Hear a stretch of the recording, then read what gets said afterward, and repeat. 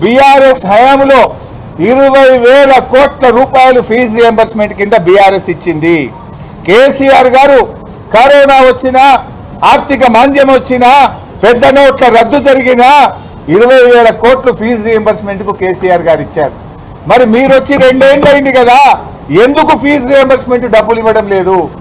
మీరే గొప్పలు చెప్తారు కదా, ఈ పథకం కాంగ్రెస్ తెచ్చింది, రాజశేఖర్ రెడ్డి తెచ్చింది అంటారు కదా. మరి మీ కాంగ్రెస్ తెచ్చిన పథకాన్ని ఎందుకు పక్కకు పెడుతున్నారు? ఎవరు ఫీజు రియంబర్స్మెంట్ పొందేవాళ్ళు? ఎస్సీ, ఎస్టీ, బీసీ, మైనార్టీ పిల్లలు కదా.